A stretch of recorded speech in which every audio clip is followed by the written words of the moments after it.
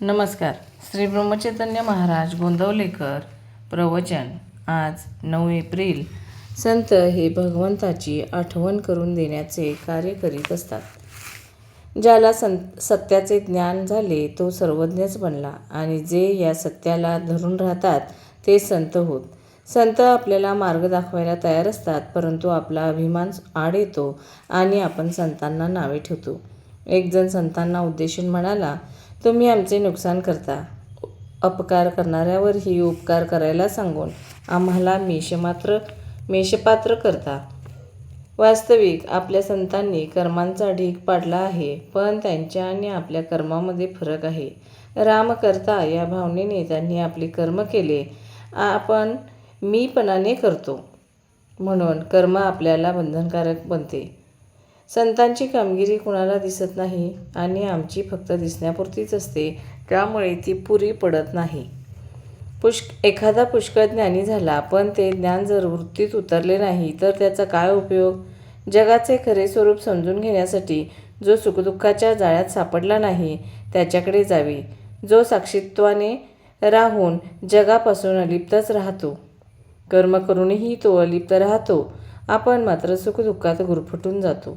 संतांचे अंतःकरण शुद्ध असल्यामुळे त्यांची शिव्यांची भाषासुद्धा न बोचणारी, किंबहुना आशीर्वादरूपच ठरते. सत्पुरुष काही विद्वान नसतात. अतिविद्वान मनुष्य कोणी सत्पुरुष झालेला ऐकिवात नाही. कुणी 8व्या वर्षीच घरातून निघून जातो, तर कुणी लग्नातून पळून जातो, तर कुणाला लिहायला वाचायलाही येत नाही. असे लोक सत्पुरुष झालेले आढळतात. संतांनी देह सोडल्यावरसुद्धा लोकांना त्यांचे अस्तित्व भासते. लहान मूल बाहेर खेळत असते, परंतु मध्येच त्याला आईची आठवण होऊन तिच्याकडे धावते. याचा अर्थ असा की मुलाला आईचे सूक्ष्म स्मरण सतत असते.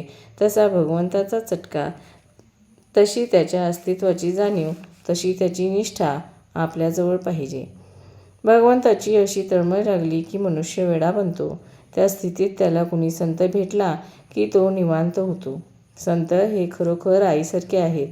ते आपल्याला भगवंताची आठवण करून देण्याचे कार्य करीत असतात. सर्व जगावर संतांचे उपकार आहेत. त्यांनी परमात्म्याला सगुणात आणले आणि तो आपल्याला सुसेव्य केला. परमात्म्याला आपलासा करून घ्यायला नामस्मरण हे सोपे साधन दिले. एकनाथी, भागवत, ज्ञानेश्वरी असे सोपे सद्ग्रंथ निर्माण केले आणि यथाशक्ती अन्नदान करणे हेच कलियुगात उत्तम साधन आहे असे सांगितले. या 4 गोष्टी आचरणात आणायचा प्रयत्न ज्याने केला त्याला काही कमी पडणार नाही, नेहमी समाधानच राहील. जग संतांशिवाय असणे शक्य नाही. आम्हाला त्यांना ओळखता येत नाही. धन्यवाद.